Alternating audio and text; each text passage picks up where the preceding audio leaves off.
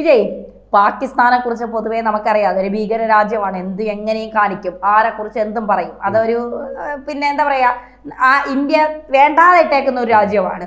ഇപ്പോൾ UN ചെന്നിട്ട് പാകിസ്ഥാൻ പ്രധാനമന്ത്രി ഷഹബാസ് ഷെരീഫ്, കാരണം അയാൾക്ക് സ്വന്തം രാജ്യത്ത് നിന്ന് എന്തെങ്കിലും പറഞ്ഞാൽ പട്ടാള അട്ടിമറി കളക്കും, അപ്പം തന്നെ അസീം മുനീർ അയാളെ പിടിച്ച് ജയിലിലാക്കും. അതുകൊണ്ട് UN ചെന്ന് ഇങ്ങനെ അടിച്ചിട്ട് ഇന്ത്യ അങ്ങനെയാണ്, ഇന്ത്യ ഞങ്ങൾ അങ്ങനെ ചെയ്തു, ഇന്ത്യ ഞങ്ങൾ ഇങ്ങനെ ചെയ്തു, പക്ഷെ ഞങ്ങൾ തകരില്ല, ഞങ്ങൾ ഇനിയും ഭീകരവാദികളെ ഇറക്കിക്കൊണ്ടേയിരിക്കും, ഇന്ത്യയിൽ നിന്ന് വാങ്ങിച്ച് കെട്ടിക്കൊണ്ടേയിരിക്കും എന്നൊക്കെ പറഞ്ഞിട്ട് ഇങ്ങനെ വലിയ സംഭവമൊക്കെ നടത്തിയപ്പോൾ അവിടെ ഇരിയടാന്ന് പറഞ്ഞിട്ട് ഒരു ഇന്ത്യൻ വനിത അങ്ങോട്ട് എണീച്ച് 4 നല്ലത് അങ്ങോട്ട് ഈ നാടൻ ഭാഷയെ പറഞ്ഞ 4 നല്ലത് കൊടുത്ത് അവിടെ ഇരുത്തി. എന്താണ് സംഭവം? ഏറ്റവും ദുഃഖകരമായിട്ടുള്ള വസ്തുത എന്ന് പറഞ്ഞു കഴിഞ്ഞാൽ ഈ വീഡിയോ മാത്രമാണ് വൈറലായിരിക്കുന്നത്. ഷഹബാസ് ഷെരീഫിന്റെ സ്വാഭാവിക പ്രധാനമന്ത്രി കേരളത്തിൽ വൈറലായിരിക്കും. എന്നിട്ട് ഇവര് പറയുന്നുണ്ട്, ഈ ഷഹബാസ് ഷെരീഫ് പറഞ്ഞ വാക്കുകൾ കേട്ടില്ലേ, ഇതിനൊന്നും മറുപടി കൊടുക്കാത്തത് എന്താ, ഇന്ത്യ മറുപടി കൊടുക്കാത്തത് എന്താ? ഇവരാരും മനസ്സിലാക്കാത്ത കാര്യം, ഇന്ത്യ എന്നൊരു വാക്ക് ആരെങ്കിലും ലോകത്ത് എവിടെയെങ്കിലും മിണ്ടിയിട്ടുണ്ടെങ്കിൽ അതിന് കൃത്യമായി മറുപടി കൊടുക്കുന്ന സമയമാണ് ഇപ്പോൾ. അങ്ങനെ ഒരു സർക്കാരാണ് ഇവിടെ ഭരിക്കുന്നത്. കാരണം മിണ്ടാതിരുന്ന് കേട്ടോണ്ടിരിക്കില്ല. അത് വാക്കിന്റെ രൂപത്തിലാണെങ്കിൽ വാക്കിന്റെ രൂപത്തിൽ, ക്രിക്കറ്റ് പന്തിന്റെ രൂപത്തിലാണെങ്കിൽ ക്രിക്കറ്റ് പന്തിന്റെ രൂപത്തിൽ, ഇനി വിരൽ കൊണ്ടുള്ള ചില ആംഗ്യങ്ങളുടെ രൂപത്തിലാണെങ്കിൽ, കൈ കൊണ്ടുള്ള ചില ആംഗ്യങ്ങളുടെ രൂപത്തിലാണെങ്കിൽ ആ രൂപത്തിൽ തിരിച്ചു മറുപടി, ഇനി അതല്ല ആയുധത്തിന്റെ രീതിയിലാണെങ്കിൽ ആ രീതിയിൽ മറുപടി കൊടുക്കും. അത് എവിടെ നിന്ന് ആര് ഇന്ത്യക്കെതിരെ സംസാരിച്ചാലും പ്രവർത്തിച്ചാലും മറുപടി കിട്ടുന്ന ഒരു കാലത്താണ് നമ്മൾ ഇരിക്കുന്നത് എന്നുള്ളത് ഇവർ ഓർക്കേണ്ടതായിട്ടുണ്ട്. അപ്പോൾ ഇതിന് ഈ പാകിസ്ഥാൻ പ്രധാനമന്ത്രി ഷഹബാസ് ഷെരീഫ് വന്നിരുന്നു ഇന്ത്യക്കെതിരെ കുറെ പച്ച കള്ളത്തരങ്ങളൊക്കെ പറഞ്ഞു. അതായത് ഈ ലോൺ കിട്ടാൻ വേണ്ടി, IMFന്റെ ലോൺ കിട്ടാൻ വേണ്ടി, അയ്യോ എയർപോർട്ട് തകർത്തേ, നമ്മുടെ നെഞ്ചാങ്കൂട് തകർത്തേ, റോഡ് തകർത്തേ എന്നൊക്കെ പറഞ്ഞു. പക്ഷേ കിരാന ഹിൽസിൽ പോയപ്പോഴാണ് അങ്ങ് വിറളി പിടിച്ചത്. പിന്നെ മറ്റേ അമേരിക്കയുടെ ന്യൂർഖാനും തൊട്ടപ്പോ ട്രംപ് ചാടി എഴുന്നേറ്റ് ഇനി പറ്റൂല, എന്റെ നെഞ്ചത്ത് പേടിയുണ്ട് എന്ന് പറഞ്ഞപ്പോൾ, അതായത് ഇത് കൊള്ളുന്നില്ല എന്ന് പറയുന്നത് ഞാൻ മറ്റേ, അതായത് അടിക്കുമ്പോഴേക്ക് ഇതൊക്കെ വേദനിക്കും, പിടിച്ച് സഹിച്ചു വെച്ചിരിക്കുന്നതാണ്. അതുപോലെ ഇരുന്നപ്പോൾ ലാസ്റ്റിക്ക് ഇപ്പൊ വേദനിക്കുന്നില്ല, അപ്പൊ അവസാനം കിരാനയിലോട്ട് പിടിച്ചു ഇപ്പോഴാ. അപ്പൊ മറ്റേ അവിടുന്ന് അവന് വേദനിക്കില്ലെങ്കിലും എനിക്ക് വേദനിക്കുന്നുണ്ടാന്ന് പറഞ്ഞിട്ട്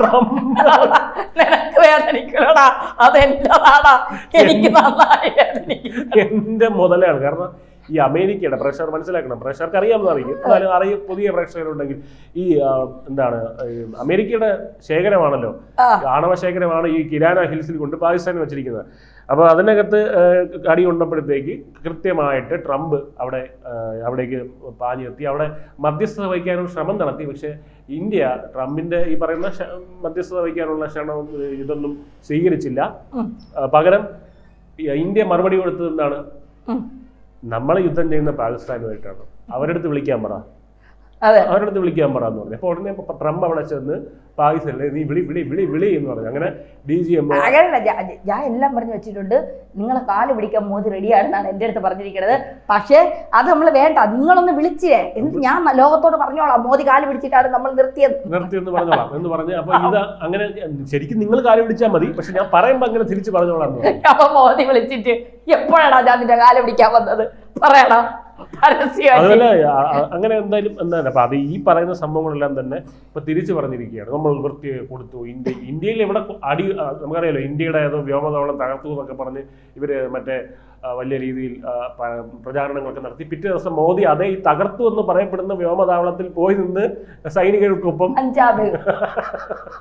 അവിടെ നിന്ന് ഫോട്ടോ പകർത്തിയത് നമ്മൾ പോസ്റ്റർ ഒട്ടിച്ചിട്ടല്ല, കറക്റ്റ് ആ സ്ഥലം മാധ്യമങ്ങളെല്ലാം കാണിച്ചുകൊണ്ട് തന്നെയാണല്ല, ബാക്കില് മറ്റേ എയർപോർട്ടിന്റെ പോസ്റ്റർ ഒട്ടിച്ചിട്ടല്ല, നോക്കൂ ഇവിടെ ഒന്നും സംഭവിച്ചിട്ടില്ല എന്ന് എടുത്ത് പറയുന്നില്ല. അവിടെ അതായത് തകർത്തു എന്ന് പറയപ്പെട്ട വിമാനത്തിന്റെ ഫ്രണ്ടിൽ നിന്നൊക്കെ എടുത്തിട്ട് ഇതാ നിൽക്കുകയാണ്. ആ വിമാനമാണല്ലേ എന്നൊക്കെ പറഞ്ഞ്, അത് റാഫേൽ, ഓക്കെ ശരി. ഇവിടെ കുറെ പേര് പറഞ്ഞ് നടപ്പുണ്ട് റാഫേൽ എവിടെ എന്നൊക്കെ പറഞ്ഞ അത് പോട്ടെ എന്നൊക്കെ പറഞ്ഞിട്ട് അദ്ദേഹം അങ്ങ് പോയി. അപ്പോൾ അങ്ങനെ എന്തായാലും പോയി. അപ്പൊ ഈ റാഫേൽ എന്ന് പറഞ്ഞ പേര് കേൾക്കുമ്പോ തൊട്ട് അപ്പോഴേ ഈ രാഹുൽ ഗാന്ധി ഒളിച്ചിരുന്ന് ട്രംപിനെ വിളിച്ച്, അണ്ണ ആര് പറഞ്ഞിട്ടാ വെടി നിർത്തിയടാ, അത് അവന്മാര് നൂറുകാരൻ തൊട്ടപ്പോഴാണ് ഞാൻ വെടി നിർത്തിയത്. അങ്ങനെ പറയില്ല, അണ്ണൻ പറഞ്ഞിട്ട് എന്തിനാ അണ്ണൻ ലോകം മുഴുവൻ പറഞ്ഞു കൊടുക്കടാ, ഈ മണ്ട പറഞ്ഞിട്ടുണ്ട്, ആ മണ്ടായി ലോകം മുഴുവൻ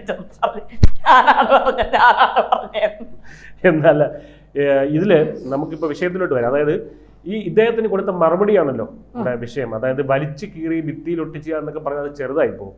അമ്മാതിരി മറുപടിയാണ് കൊടുത്തു വിട്ടത്. കാരണം ഇതുപോലെ ഒരു മറുപടി വാങ്ങിക്കൊണ്ട് പോകുക എന്നുള്ളതിന് അപ്പുറത്തേക്ക് തിരിച്ച് രാജ്യത്തിലേക്ക് പോകണ്ട. കാരണം ആ ഒരു അവസ്ഥയാണ്. അതായത് കഴിഞ്ഞ തവണ പാകിസ്ഥാൻ ക്രിക്കറ്റ് മാച്ച് തോറ്റു പോയതിനേക്കാൾ അത് എത്രയോ എന്താണ് ഒരു മത്സരത്തിൽ തോറ്റുപോയി എന്നുള്ളത് അതിനേക്കാൾ എത്രയോ നാണക്കേടാണെന്ന് ചോദിക്കണം. കാരണം ഇതൊരു ഈ പറയുന്നത് പോലെ ഇവർക്ക് എന്താണെന്ന് അറിയില്ല. ഇന്ത്യയുടെ ഒക്കെ കളിക്കാൻ വരുമ്പോൾ എപ്പോഴും ഇവർക്ക് തിരിച്ചു കിട്ടുന്ന സ്ത്രീകളുടെ കയ്യിൽ നിന്നാണ്. അത് സോഫിയ ഖുറേഷി ആയിക്കോട്ടെ, വ്യോമിക സിംഗ് ആയിക്കോട്ടെ, ഇപ്പോൾ ഈ പറയുന്ന പെറ്റൽ ഖലോട്ട് എന്ന് പറയുന്ന സ്ത്രീ ആയിക്കോട്ടെ, ഇവരുടെ ഭാഗത്തു നിന്നാണ് അടി കിട്ടുന്നത്. ഇത് ഇവർക്ക് ഭയങ്കര ഇവരുടെ നാട്ടിൽ അറിയാലോ, ഇവരുടെ നാട്ടിൽ ഒരു പ്രധാനമന്ത്രി ഉണ്ടായിട്ടുണ്ട്, അതൊരു സ്ത്രീയാണ്. ഒരു സ്ത്രീ പ്രധാനമന്ത്രി ഒരിക്കലും ഉണ്ടായിട്ടുണ്ട്. അതിന് അവരെ ബേനസീർ ഭൂട്ടോ അവരെ തലയിൽ വെടിവെച്ചു നടക്കുന്നു. പിന്നെ ഒരു സ്ത്രീക്ക് പഠിക്കണം എന്നൊരു ആഗ്രഹമേ ഉണ്ടായിരുന്നുള്ളൂ. ഇവര് അവരെ ലോകപ്രസിദ്ധിയാക്കി മാറ്റി. എങ്ങനെയാണ് നൊബേൽ സമ്മാനമൊക്കെ അതെ, മലാല യൂസഫ്. അപ്പോൾ ഇതാണ് അവരുടെ ബ്രിട്ടനിൽ പോയി സ്ഥിരതാമസമാക്കി. ഇതാണ് അവരുടെ രാജ്യത്തെ സ്ത്രീകളുടെ അവസ്ഥ. അപ്പൊ ഇവിടെ ഇന്ത്യയിലെ സ്ത്രീകളുടെ അവസ്ഥയാണ് ഇന്ത്യയിലെ സ്ത്രീകളുടെ ഒരു ക്വാളിറ്റിയാണ് ഇപ്പോൾ ഇവർ കാണുന്നത്. അതായത് ഇവർക്ക് അടി കൊടുക്കുന്ന സമയത്ത് ഇന്ത്യയിലെ സ്ത്രീകളുടെ കയ്യിൽ നിന്ന് ഇവർക്ക് അടി വാങ്ങിക്കുന്നു എന്ന് പറയുന്നത് നമുക്കതൊരു വിഷയമാണ്. കാരണം നമ്മളെ സ്ത്രീ പുരുഷ വ്യത്യാസം നമ്മൾ അതിൽ കാണുന്നത് നമ്മുടെ ഡിപ്ലോമാറ്റാണ്. അത് സ്ത്രീ പുരുഷ വ്യത്യാസമൊന്നുമില്ല. പക്ഷെ അവർ ഇത് കാണുന്നത് നമ്മുടെ പ്രധാനമന്ത്രി ഇന്ത്യയിലെ ഒരു സ്ത്രീയുടെ കയ്യിൽ നിന്ന് ചെവക്കന വാങ്ങിച്ചുകൊണ്ട് വന്നിരിക്കുന്നു എന്നുള്ളതാണ്. അപ്പൊ അങ്ങനെ അതെ മറ്റേ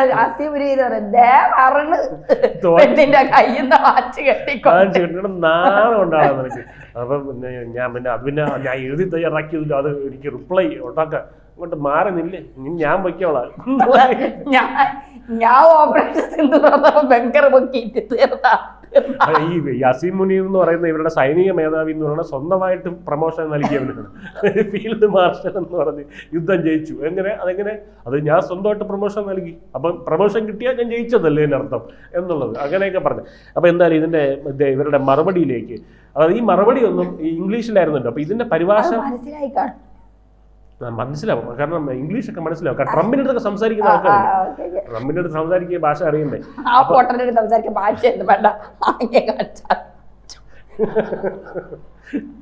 അല്ല, ട്രംപിനെ ഒരിക്കലും വില കുറച്ച് കാണരുത്.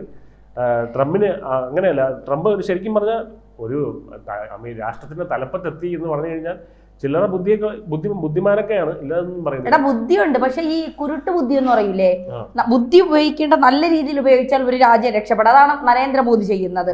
നരേന്ദ്രമോദിക്ക് കുരുട്ട് ബുദ്ധിയില്ല, നരേന്ദ്രമോദിക്ക് നല്ല ബുദ്ധിയാണ്. അതായത് ദീർഘവീക്ഷണത്തോടുള്ള ബുദ്ധിയാണ്. എല്ലാ തരത്തിലുള്ള ബുദ്ധി ഉണ്ടെങ്കിൽ. കാരണം ഇപ്പൊ പലപ്പോഴും ചോദിക്കും നരേന്ദ്രമോദി, രാഹുൽ ഗാന്ധി ഇത്രയൊക്കെ പറഞ്ഞിട്ട് നരേന്ദ്രമോദി എന്തുകൊണ്ടാ മിണ്ടാത്തത്, മൗനം പാലിക്കുന്നത് എന്താ? ചില ആൾക്ക് ഉത്തരം കൊടുക്കേണ്ട ആവശ്യമില്ല, പ്രവൃത്തിയിലൂടെ കാണിച്ചു കൊടുത്താൽ മതി. നരേന്ദ്രമോദിക്ക് കുരുട്ട് ബുദ്ധിയുമുണ്ട്, നേരെയുള്ള ബുദ്ധിയുണ്ട്. കാരണം ഈ ശത്രുക്കൾ നേരെയുള്ള ബുദ്ധി ഉള്ളവർ മാത്രമായിരിക്കുമല്ലോ വരുന്നത്. എനിക്ക് എന്റെ ശത്രുക്കൾ കുരുട്ട് ബുദ്ധിയാണ്, എനിക്ക് അറിഞ്ഞൂടാ എന്ന് പറഞ്ഞ് നിൽക്കാൻ പറ്റില്ല. അതുകൊണ്ട് കുരുട്ട് ബുദ്ധി കാണിക്കുന്നവർക്ക് തിരിച്ച് കുരുട്ട് ബുദ്ധി തന്നെ കാണിക്കണം. അപ്പോൾ രാഷ്ട്രീയക്കാരൻ എന്നുള്ള സമർത്ഥനായ രാഷ്ട്രീയക്കാരൻ എന്നുള്ള കുരുട്ട് ബുദ്ധിയും വേണം. പക്ഷെ ട്രംപിന്റെ ഒരു പ്രശ്നം എന്ന് പറഞ്ഞു കഴിഞ്ഞാൽ ട്രംപിന് വക്രബുദ്ധി മാത്രമേ ഉള്ളൂ, വേറെ ബുദ്ധിയൊന്നും ഇല്ല. അതായത് ഈ ട്രംപ് എന്ന് പറയുന്ന ആള് ഈ കൊറോണ വന്ന സമയത്ത് നമ്മളെ ഈ തറയിൽ ലൈസോൾ ഒഴിച്ചാൽ ഈ മറ്റേ കീടാണുക്കൾ ഇല്ലാതാവില്ലേ, അപ്പൊ പിന്നെ ഇതങ്ങ് കുടിച്ചാൽ പോരെ എന്ന് പറഞ്ഞ ആളാണ്. അപ്പം അതായത് കുടിച്ചാൽ അകത്ത് ഈ വൈറസ് ഒക്കെ ഇല്ലാതാവില്ലേ. അപ്പൊ ആളുകളെല്ലാം ഇങ്ങനെ. അപ്പം ഇതിന്റെ കോമഡി എന്ന് പറഞ്ഞാൽ പിറ്റേ ദിവസം ലൈസോളിന്റെ കച്ചവടം കൂടി അമേരിക്കയിൽ. നമ്മൾ വിചാരിക്കണം സായിപ്പിനൊക്കെ ഭയങ്കര വിവരമാണെന്നല്ലേ, ഇത്രയേ ഉള്ളൂ. അതായത് പിറ്റേ ദിവസം കച്ചവടം കൂടി ലൈസോളിന്, ട്രംപ് ഇത് പറഞ്ഞതിന് ശേഷം. അപ്പം ഇതാണ്, അതായത് ഏതോ പ്രജ തതോ രാജ എന്ന് പറയും. അതാണ് അവർക്ക് കിട്ടിയിരിക്കുന്നതിൽ ഏറ്റവും മികച്ച പ്രസിഡന്റാണത്. എന്തായാലും ഇപ്പോൾ ഇവർക്ക് കൊടുത്ത മറുപടി നമുക്ക് എന്താണെന്ന് നോക്കാം. അതായത് ഈ മറുപടി എന്ന് പറയുന്നത് ഇംഗ്ലീഷ്, അതിൻ്റെ ഇവിടുത്തെ ചാനലുകൾ ചെയ്യേണ്ടത് എന്താണ്, ഇംഗ്ലീഷ് പരിഭാഷ അതിൻ്റെ മലയാള പരിഭാഷയിലാക്കി അത് ഇവിടെയുള്ളവർക്ക്, അത് നമുക്ക് സാധാരണക്കാർക്കായിട്ടുള്ള ആൾക്കാർക്ക്, അതായത് ഇംഗ്ലീഷ് മനസ്സിലാവാത്തവർക്ക് അത് സംപ്രേഷണം ചെയ്ത് കേൾപ്പിച്ചു കൊടുക്കണം. അതിന് പകരം ഇതങ്ങ് മറച്ചു വയ്ക്കുകയാണ്. അല്ലെങ്കിൽ ഇംഗ്ലീഷിലെ വീഡിയോ ഇതങ്ങ് ഇടും, മനസ്സിലായി, ഇംഗ്ലീഷിലെ വീഡിയോ തന്നെ ഇടും. ഇപ്പം തന്നെ എത്ര പേർക്ക് നമ്മളതിൽ മലയാളികൾക്ക് ഒരുപാട് പേർക്ക് ഈ ഒരു പക്ഷേ ഇംഗ്ലീഷ് അത്ര പരിജ്ഞാനം ഉണ്ടായിരിക്കണമെന്നില്ല. അപ്പൊ അവർക്കൊക്കെ എന്തോ പറഞ്ഞു അവർ എന്നുള്ള, എന്താണ് പറഞ്ഞു എന്നുള്ളത് പരിഭാഷപ്പെടുത്തി കാണിക്കേണ്ട ചാനലുകൾ അത് മറച്ചു വെച്ചിട്ട് ഈ പാകിസ്ഥാൻ പ്രധാനമന്ത്രിയുടേത് ഡബിങ്ങും സബ് ടൈറ്റിലും എല്ലാം ഇട്ട് കേൾപ്പിക്കും. മനസ്സിലായ? അങ്ങനെയാണ് ഇവരുടെ പരിപാടി. അപ്പോൾ ബിജൽ ജലോട്ടിൻ്റെ ആ ഒരു അതായത് പ്രസംഗത്തിലെ പരിഭാഷയിലേക്ക് നമുക്ക് കിടക്കാം. അദ്ദേഹം അവർ പറഞ്ഞു തുടങ്ങുന്നത് ഇങ്ങനെയാണ്: മിസ്റ്റർ പ്രസിഡന്റ്, ഈ അസംബ്ലി രാവിലെ പാകിസ്ഥാൻ പ്രധാനമന്ത്രിയിൽ നിന്ന് ചില അസംബന്ധ നാടകങ്ങൾക്ക് സാക്ഷ്യം വഹിച്ചു എന്നാണ് പറഞ്ഞാണ് തുടങ്ങുന്നത്. അവർ അവരുടെ വിദേശ നയത്തിൻ്റെ കേന്ദ്ര ബിന്ദുവായ ഭീകരതയെ വീണ്ടും മഹത്വപ്പെടുത്തിയാണ് സംസാരിച്ചത്. അതായത് ഇവരുടെ ഈ പാകിസ്ഥാൻ എന്ന് പറയുന്ന രാജ്യത്തിൻ്റെ വിദേശ നയമാണ് ഭീകരവാദം എന്നുള്ള രീതിയിൽ. അത് കഴിഞ്ഞ് ഒരു തരത്തിലുള്ള നാടകത്തിനും ഒരു തരത്തിലുള്ള നുണയ്ക്കും വസ്തുതകൾ മറച്ചു വയ്ക്കാൻ കഴിയില്ല. 2025 ഏപ്രിൽ 25 UN സുരക്ഷാ കൗൺസിൽ ഇന്ത്യ കേന്ദ്രഭരണ പ്രദേശമായ ജമ്മു കാശ്മീരിൽ വിനോദസഞ്ചാരികളെ ക്രൂരമായി കൂട്ടക്കൊല ചെയ്തത് ഇന്ത്യൻ കേന്ദ്രഭരണ പ്രദേശമായിട്ടുള്ള ജമ്മു കാശ്മീരിൽ വിനോദസഞ്ചാരികളെ ക്രൂരമായി കൂട്ടക്കൊല ചെയ്തത് പാകിസ്ഥാൻ സ്പോൺസർ ചെയ്ത ഭീകര സംഘടനയാണ്. മിസ്റ്റർ പ്രസിഡന്റ്, ഭീകരതയെ വിന്യസിക്കുകയും കയറ്റുമതി ചെയ്യുകയും ചെയ്യുന്ന പാരമ്പര്യത്തിൽ വളരെ കാലമായി മുങ്ങിക്കുളിച്ച ഒരു രാജ്യമാണ് ഈ പറയുന്ന പാകിസ്ഥാൻ. ആ ലക്ഷ്യത്തിന് ഏറ്റവും പരിഹാസ്യമായിട്ടുള്ള വിവരണങ്ങൾ മുന്നോട്ട് കൊണ്ടുപോകുന്നതിൽ അവർക്ക് ലജ്ജയുമില്ല. ഭീകരതയ്ക്കെതിരായിട്ടുള്ള യുദ്ധത്തിൽ പങ്കാളിയാണെന്ന് നടിക്കുമ്പോഴും, അതായത് ഭീകരതയ്ക്കെതിരായിട്ടുള്ള ഈ അമേരിക്ക കൊടുക്കുന്ന വിമാനമൊക്കെ അറിയാമായിരിക്കുമല്ലോ. അമേരിക്ക F-16 വിമാനം കൊടുത്തിട്ട് പറഞ്ഞ എന്താണെന്നറിയാമോ? അമേരിക്ക F-16 വിമാനം പാകിസ്ഥാന് കൊടുത്തിട്ട് പറഞ്ഞ എന്താണെന്നറിയാമോ? ഭീകരവാദത്തിന് പോരാടാൻ, അതായത് പാകിസ്ഥാന് ഭീകരവാദത്തിന് എതിരെ പോരാടാൻ വേണ്ടി കൊടുത്ത സമ്മാനമാണ് F-16 പാകിസ്ഥാന്. എന്നിട്ട് അവര് F-16 കൊണ്ട് ഭീകരവാദികളെ കൊടുത്തിട്ട് പറയും, ഇടയിൽ പോരാടും കേട്ടോ, അമേരിക്ക തന്നെയുണ്ട് നിങ്ങൾക്ക് പോരാടാനെന്ന്. എന്നിട്ട് അതും കൊണ്ടുവന്ന് ഇന്ത്യയുടെ നെഞ്ചത്ത് കയറും. ഇതാണ് പരിപാടി.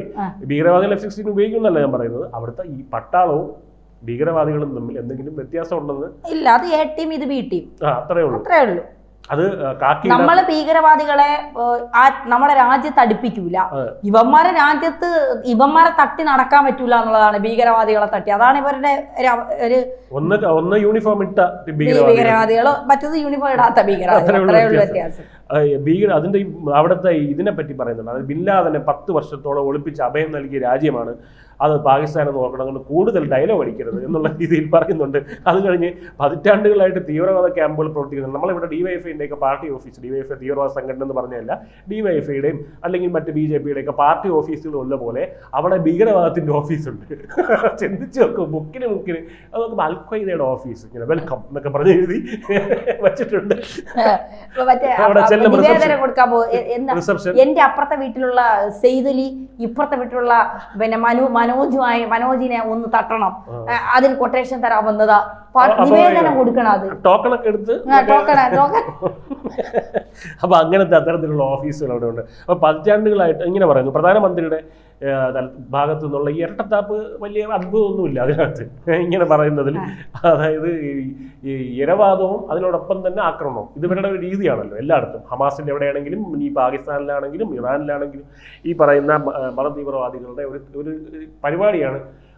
നമ്മളെ അടിക്കാൻ പറഞ്ഞ അടിച്ചടിച്ച് ഷേപ്പ് മാറ്റി എന്നൊക്കെ പറഞ്ഞിട്ട് അങ്ങോട്ട് മാറുമ്പോഴത്തേക്ക് തോക്ക് കൊടുക്കും തിരിച്ച്. ഇതേപോലെ ഒരു പരിപാടിയാണ്. അപ്പോൾ ഈ ഓപ്പറേഷൻ സിന്ദൂറിൻ്റെ കാര്യം പറയുന്നുണ്ട്. അതിൽ ബഹാവൽപൂരിലും മുരിക്കിലും ഭീകരരെ വധിച്ച നിരവധി ചിത്രങ്ങൾ ഞങ്ങൾ കണ്ടിരുന്നു.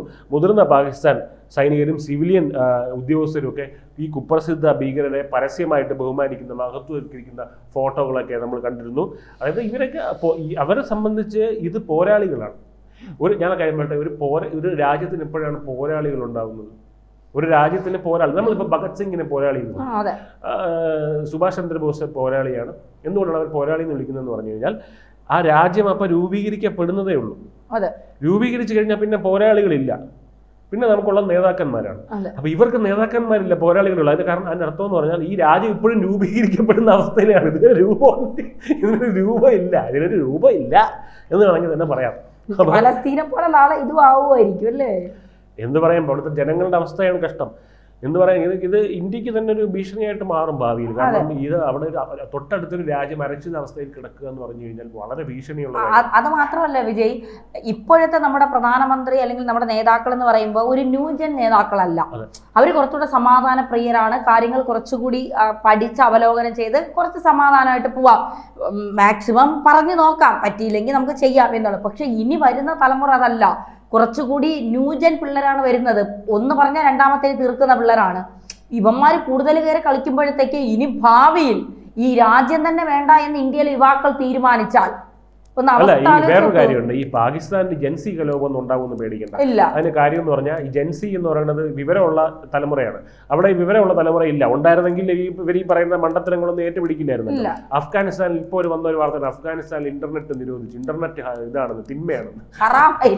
തിന്മ ഇന്റർനെറ്റ് തിന്മയാണ്. മുതിർന്ന പാകിസ്ഥാൻ സൈനികരും സിവിലിയൻ ഉദ്യോഗസ്ഥരും ഇങ്ങനെ ചെയ്യുന്നതായിട്ട് അവർ പറയുന്നുണ്ട്. അതിനകത്ത് അതേ തന്നെ ഇതിൽ പറയുന്നത്. പിന്നെ ഇന്ത്യയുമായിട്ടുള്ള സമീപകാല സംഘർഷത്തെക്കുറിച്ച് പാകിസ്ഥാൻ പ്രധാനമന്ത്രി വിചിത്രമായൊരു വിവരണമാണ് മുന്നോട്ട് വെച്ചതെന്ന് പറയുന്നുണ്ട്. ഈ വിഷയത്തിൽ രേഖകൾ വ്യക്തമായി പറയുന്നത് ഈ മെയ് 9 വരെ പാകിസ്ഥാൻ തിരിച്ചടിക്കുമെന്ന് പറയുന്നു. 10 വിളിച്ച് കാല് പിടിച്ച കാര്യമൊക്കെ പറയുന്നുണ്ട്. അതിന്റെ കാര്യങ്ങളൊക്കെ പറയുന്നുണ്ട്. ഇതിൽ മൂന്നാമതൊരു ശക്തി ഇടപെട്ടിട്ടില്ല എന്നുള്ളത് വീണ്ടും ഇന്ത്യ വ്യക്തമാക്കുകയാണ്. ഇത് ട്രംപ് വീണ്ടും ഇത് കാണുന്ന ട്രംപ് നെഞ്ചത്ത് കൈവയ്ക്കാനുള്ള സാധ്യത കൂടുതൽ. അതായത് വീണ്ടും എന്താ പറയുക, നമ്മൾ ഊട്ടി ഉറപ്പിക്കുക എന്ന് പറയില്ല, അതാണ് ഇവിടെ ചെയ്യുന്നത്. അപ്പോൾ എന്തായാലും മുൻകാലങ്ങളിൽ എന്ന പോലെ ഇന്ത്യയിൽ നിരപരാധികളായ സാധാരണക്കാർക്ക് നേരെയുള്ള ഭീകരാക്രമണത്തിന് പാകിസ്ഥാൻ ഉത്തരവാദിയാണെന്നുള്ളത് വീണ്ടും എടുത്തു പറയുന്നുണ്ട്. ഇതിൽ കൃത്യമായി എടുത്തു പറയുന്നത് സ്പോൺസർമാരും ഭീകരവാദികളും തമ്മിൽ യാതൊരു വ്യത്യാസവും നമ്മൾ കാണുന്നില്ല എന്നുള്ളതാണ് എടുത്തു പറയുന്നത്. അതുകൊണ്ട് ഈ പാകിസ്ഥാനിലെ നിങ്ങൾക്ക് ഈ പറയുന്ന, അതായത് ഇന്ത്യയുമായിട്ട് സമാധാനപരമായിട്ട് ബന്ധത്തിന് താല്പര്യമുണ്ടെന്നൊക്കെ ഇദ്ദേഹം പറഞ്ഞിരുന്നു. നമുക്ക് താല്പര്യമുണ്ട്, ഇവർക്കാണ് താല്പര്യമില്ലാത്തതെന്നൊക്കെ. അപ്പോൾ അതിന് പറയും, നിങ്ങൾ ഈ പറയുന്ന വാക്കിന് എന്തെങ്കിലും ആത്മാർത്ഥത ഉണ്ടെങ്കിൽ മിസ്റ്റർ പ്രസിഡന്റ്, നിങ്ങൾ ആദ്യം ചെയ്യേണ്ടത് നിങ്ങളുടെ നാട്ടിലുള്ള തീവ്രവാദ ക്യാമ്പുകൾ ഉടനടി അടച്ചുപൂട്ടുക. എന്നിട്ട് ഇന്ത്യ അന്വേഷിക്കുന്ന എന്താണ് ആ തീവ്രവാദിയുടെ പേര്, മസൂദ് അസറിനെ പോലെയുള്ള തീവ്രവാദികളെ ഇന്ത്യയിലേക്ക് വിട്ടു നൽകുക. ഇതുള്ളതാണ് ചെയ്യേണ്ടത്. അല്ലാതെ വിദ്വേഷത്തിലും മതഭ്രാന്തിലും അസഹിഷ്ണുതയിലും മുഴുകിയിരിക്കുന്ന ഒരു രാജ്യമായിട്ട് നിന്നിട്ട് ഇതുപോലെ വിശ്വാസപരമായിട്ടുള്ള കാര്യങ്ങൾ കുറിച്ച് ഇങ്ങനെ അസംബ്ലിയിൽ പ്രസംഗിക്കുന്നത് അങ്ങേയറ്റം മ്ലേച്ഛകരമാണ് എന്നാണ് പറഞ്ഞിരിക്കുന്നത്. അപ്പോൾ പാകിസ്ഥാൻ രാഷ്ട്രീയ പൊതുസംവാദങ്ങൾ ഒക്കെ അതിൻ്റെ യഥാർത്ഥ ഈ രാഷ്ട്രീയ പൊതുസംവാദങ്ങളൊക്കെ അതിൻ്റെ യഥാർത്ഥ സ്വഭാവത്തെ പ്രതിഫലിപ്പിക്കും. നമുക്കറിയാം, അതായത് ഇവിടെ ഇങ്ങനെ പറയും, അപ്പുറത്തെ ട്രംപിൻ്റെ അവിടെ പോയിട്ട് ലോകത്തിന്റെ പകുതി നശിപ്പിക്കും എന്നൊക്കെ പറയും. എന്നിട്ട് സമാധാനമാണ് ആഗ്രഹം എന്ന് പറയും. എന്തൊക്കെയാണോ എന്ന് പറയുന്നത്. എന്തായാലും നല്ല ചെകിടടിച്ച് മറുപടി കൊടുത്തിട്ടുണ്ട്. ഇത് ഈ ഒരു സ്പീച്ച് എല്ലാവരും കാണേണ്ടതാണ്. ഇവരുടെ പേര് എന്താണ്? ഇവരുടെ പേര് പെറ്റൽ ഗലോട്ടിന്റെ സ്പീച്ച് നമുക്ക് യൂട്യൂബിൽ കിട്ടും. ഗൂഗിൾ ട്രാൻസ്ലേഷൻ ചെയ്ത് അതിന്റെ മലയാളം കിട്ടും. അവർ കൃത്യമായി പാകിസ്ഥാൻ കൊടുത്തിരിക്കുന്ന മറുപടി വിജയ് പറയുന്നുണ്ട്. അത് കൃത്യമായിട്ട് നിങ്ങൾക്കത് കുറച്ചുകൂടി അവരാ ശക്തമായ അവരുടെ വാക്കുകളിലൂടെ തന്നെ നിങ്ങൾക്ക് കേൾക്കണമെങ്കിൽ, ഷഹബാസ് ഷെരീഫ് അവിടെ ഇരുന്ന് പുഴുകുന്നത് കാണണമെങ്കിൽ നിങ്ങൾ യൂട്യൂബിൽ ചെന്ന് കണ്ടോളൂ. അത്